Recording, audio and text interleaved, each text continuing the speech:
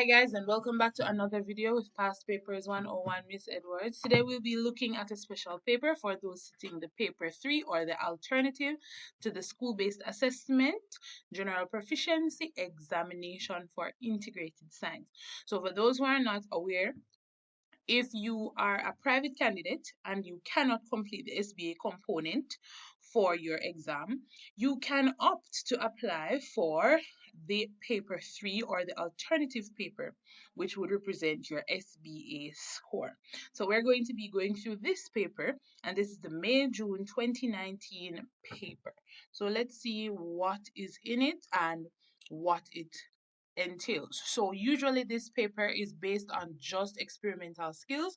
So because you would not have been able to complete the experiments for the SBA component, this paper ensures that you are still informed or you're knowledgeable about the experimental procedures that would have been taught during the experiments for the SBA. So this paper lasts for 2 hours and 10 minutes, and it consists of 3 questions, and you should be able to answer all questions. All right. So let's see. Question 1. You are required to investigate which soil sample retains more water of 2 soil samples. You have apparatus and you're provided with the following in the table. Quantity 3 100 milliliter measuring cylinders. You have 2 glass funnels, 2 pieces of cotton wool, 1 500 milliliter beaker of water, 2 250 milliliter beaker, 1 soil sample A, 1 soil sample B, 1 balance or scale, and a stopwatch. The procedure is outlined here. Measure 100 milliliter of water using a measuring cylinder and pour the water into the beaker. Weigh out 50 grams of soil sample A. Place the soil into the water. Allow the water to soak the soil sample. Place a glass funnel on top of a different 100 milliliter measuring cylinder. Place cotton wool on top of the bore of the funnel. Pour the mixture of soil and water into the funnel and allow it to drain for 5 minutes, and measure the amount of water in the measuring cylinder and record results in table 1 on page 5. Repeat steps 1 to 8 immediately using soil sample B. Write a suitable title for the table in the space provided below. So our table is going to have a title. The title should be written in all capital letters at the top, and it could be written something like this: table showing the water retention capacity of soil samples A and B. Now we are supposed to put in the results. So remember, from the method, it said that the volume of water used would be 100. So we'd have to put that there in the first row for both soil samples. But it does not give us any information. So we are going to have to assume that different amounts of waters were collected or drained, and then we would understand, or we would then assume the amount of water retained based on how much we put down as drained. So for me, what I had for soil sample A, the amount of water drained, right, would be 70, and the soil sample and the amount of water retained, sorry, would be 30. So it must account for the 100 milliliter of water that you would have poured in. The same for soil B, 100 milliliters of water used, but I said 20 milliliter was drained, and so if 20 drains, 80 would have been retained. And by just putting in these pieces of information, that would give you a total of 6 marks. Now, the next part of the question says, state 2 precautions that must be taken when carrying out the experiment. Now, a precaution is just a measure taken to avoid error in your experiment. So for this experiment, I would have had 1, ensure that the same amount of soil is used for each sample. 2, ensure the same type of cotton wool is used and packed properly in the funnels. And 3, ensure that the soil samples are allowed to drain for the same amount of time. And that would give you your 2 marks, right? Then it says, identify each of the following variables in the investigation. Now, when we're doing experiments, we have three types of variables. You have your manipulated variable, your responding variable, and your constant or your controlled variable. Now, your manipulated variable is whatever is different or the main focus of the experiment. Now, what I have here are the types of soil samples. So we have two types of soil samples, A and B. So those would be our manipulated or the different variable. Then we have our responding variable. I usually tell my students this is what you look for in order to get your results. So if we're going to be looking at water retention, the responding variable would be the amount of water retained. And then the final variable, which is your constant or your control, would be whatever you ensure is the same or stays the same for the experiment when you're setting up. So in this case, because we're using water, we must ensure that the same volume of water is used. We ensure that the same type of cotton is used. Ensure that the same time is taken for the entire for both setups. So that's for soil A and soil B. So you're manipulated, what's different? You're responding, whatever shows you your results. And your constant or your controlled is whatever you keep the same. And by just stating those three marks. All right. Part 4 of it says, in the space below, draw and label a scientific diagram of the apparatus set up for the investigation outlined in AI. So they're asking us to draw the setup of the apparatus that would account for the experiment above. Now, this is how you would draw this diagram.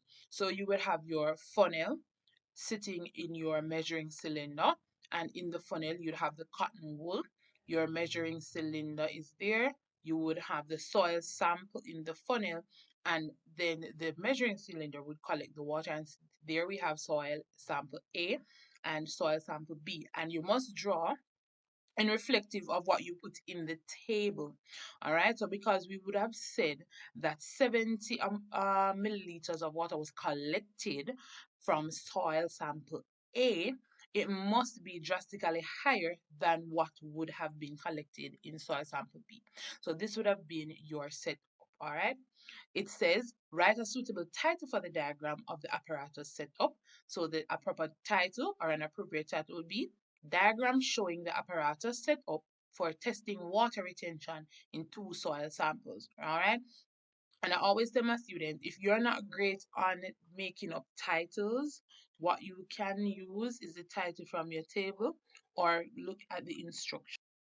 All right, so when you don't know the title, you can always check the instruction for the title or you go back to the table, but try and just write whatever is being shown or done. Good. Now, the next part of the question asks us to write a conclusion for the experiment. So the conclusion is the final statement that tells your results. So I have here, soil sample B has a greater water retention. That should be 70 milliliters and soil sample B 20 milliliters. So I need to change those figures, but you get the idea, right? You must just state the final thought. And then the last part of this section says, state which soil sample has more clay, and obviously it would be soil sample B. All right. Now this means you're using your theory knowledge with your experimental knowledge. All right. So soil sample B would be the one that has more clay. And then the other part of the question asks us to give one reason for the answer. Now, the reason we would say soil sample B is the clay is because clay particles are very small and have a large surface area, which allows them to hold more water. All right. So, because soil sample B held on to so much water and only allowed a little bit out, that would be the clay sample. The next part says explain how farmers can use the information obtained in the investigation. So I have here farmers can use this information to determine which type of soil is best suited for growing certain crops. Soils that retain more water are better for crops that require a lot more moisture, while soils that drain well are better for crops that are susceptible to root rot. So that's 2 marks. And then the last part says state one possible source of error in the investigation. So I have here, you could have had the incorrect initial volume of water used. So you may not have added 100 milliliter exactly just because maybe your reading was off. So it could be 98, 99, maybe 101. And then what we have as another source of error, the soil may have had some amount of moisture before the start of the experiment, which you could not control, all right? And that is a total of 24 marks. Next part of the question, it says figure 1 shows a photograph of the longitudinal section of a fruit, sorry. And it says label a seed in figure 1. So that's what I did. But you would use your ruler to draw a line that touches the seed and then write that it's seed. It says measure the length of the fruit section in figure 1. So you just use your ruler, measure from tip to tip. And I measured and I got 12 centimeters. And then it asks us in the next part of the question, in the space below, draw a scientific diagram of the fruit specimen in figure 1. And I would have had a little diagram here that looks like a drawing that is similar to the one that the fruit that was given. So if they're asking you for a scientific drawing, you must try and make sure that there is no shading, right? Make sure that you're labeling to the right and your diagram is to the left, or your drawing, sorry, is to the left, and your magnification and your title. Now, your magnification is just a measure of how much larger or how much smaller you've actually made the drawing when compared to the real thing. So how you calculate your magnification is you put the length of the drawing over the length of the actual specimen, right? So to find your magnification, you would put the image size over the actual size. So our image here, or the drawing, would be 7.5. And then the actual specimen would be 12. And when you divide, you would get 0.6. But it depends on how much larger or how much smaller you'd have drawn yours. And then you would put your title, and the title, longitudinal drawing of the internal structure of a pumpkin, mag times 0.6. So if you don't know how to draw, I'm going to suggest that you try and find the drawing skills or making scientific drawings. We do not shade. We try to have clean lines, no sketching. All of the label lines should go to the right, drawn with a ruler. All of your labels should be written in either all capital letters or all common letters, and you are going to ensure that you keep your drawing as clean and neat as possible, all done in pencil, not pen. All right, and then your title should go below your drawing and it should be underlined. I couldn't underline mine correctly because of the pen, but it must be underlined, right? And this would give you 3 marks. So because it's only for 3 marks, I would suggest you don't spend a lot of time on the drawing unless you see that it carries a heavier weighting, all right? Next part of the question says you're going to draw a table in the space below which is suitable for recording the results of the following food tests. So we have starch, simple sugars, and fat. So it says a suitable table. So it doesn't ask you for results, they just want a table that could be used to collect the results. So you would need a title, and you would have a column for reagent or substance. Then you'd have a column that says used to test for, and you'd put in the food nutrient that you're looking for, and then the food substance before and after the color chain, and if you have a control, before and after. So our reagent would be ethanol for fat, iodine for starch, Benedict solution for simple sugars, and that would be 3 marks. All right. Next part of the question says, the food test in 4 was conducted on a sample of the fruit in figure 1. State which of the food tests will give positive results and which will give negative results. Positive results would be starch and simple sugars, and negative results, fat. Remember, the fruit we're working with is the pumpkin. Pumpkins would have some sugars and they would have starch, but there would more than likely be a negative test for fat. 3 marks. Next part of the question says, Fatima is planning a school activity to investigate the relationship between age and the mass of the students in her school. Develop a suitable hypothesis for Fatima to investigate. So, a hypothesis is an intelligent guess or answer to the issue or the problem presented. So your hypothesis for this case would be students who are older will have a greater mass than the younger students because as humans age, growth increases. So it is an intelligent guess based on your understanding of the problem as to the the basic basically it's almost like I don't want to say it's the answer because it's not the problem statement is not a question, but it would give you the intelligent explanation of what is to be investigated then, right? And then that would be for 2 marks. Then it asks us to identify the manipulated and the responding variables. Remember, we said again that the manipulated variable is the difference. What is the difference that we are comparing? And your responding variable, whatever is going to give you your results. So remember, in the manipulated variable, the in the problem, sorry, it says that Fatima is going to investigate a relationship between the age and the mass of students in the school. So the fact that she's going to be using different ages of students would mean that that is your manipulated variable. That's the difference.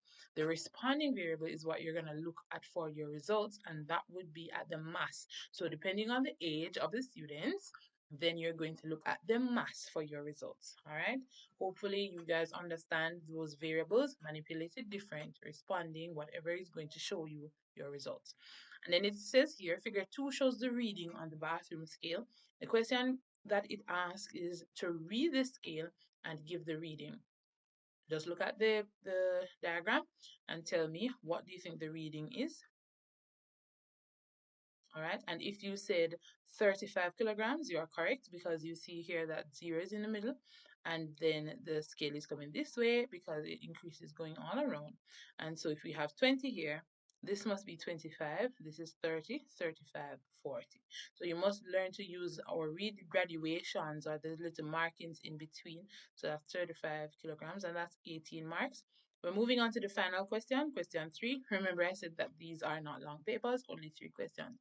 Mark notices that the softball used for class games bounces at different heights. He is curious about a possible relationship between the heights from which the ball is dropped and the height to which it rebounds, and devises an investigation using the simple apparatus shown in figure 3.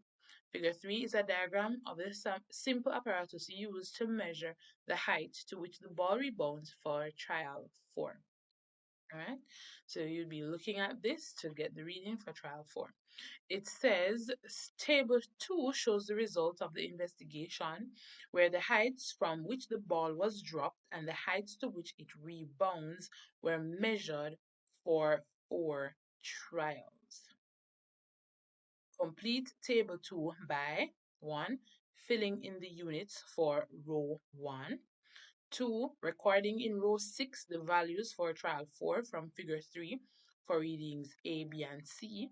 And 3. Calculating the average rebound height for all 4 trials and recording the values in column 6. And this would be for 8 marks. So you're going to do that, and then I'm going to show you the answer that I have. So you're going to fill in the rows. Well, you're going to leave that one until you see the table. But you're going to record the trial values for A, B, and C. I'm going to go back up to the diagram, and then you're going to calculate the average height for the different trials, but then I'll give you the paper until you see that. So work out A, B, and C readings for me, please.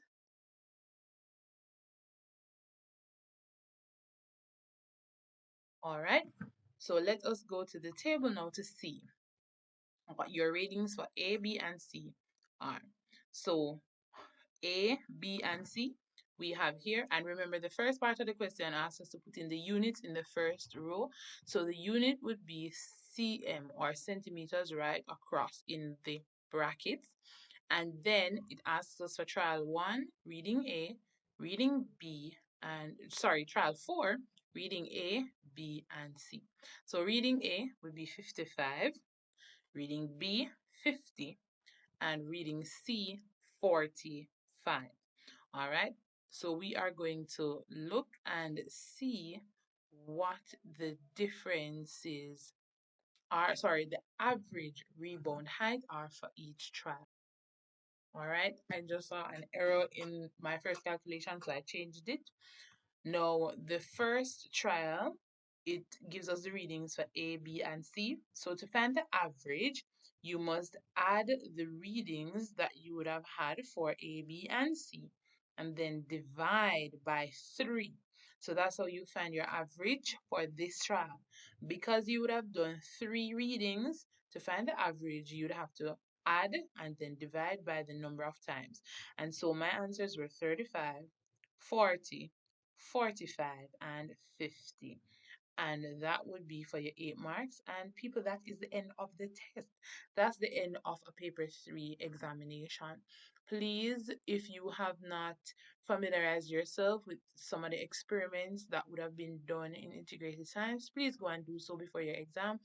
Check on graphs, how to read tables, how to make drawings, how to write titles, variables, how to write methods in past tense, all of those, how to draw those diagram setups, and you will have a great time on the exam. I pray that you will do your best. Thank you for watching. Please share.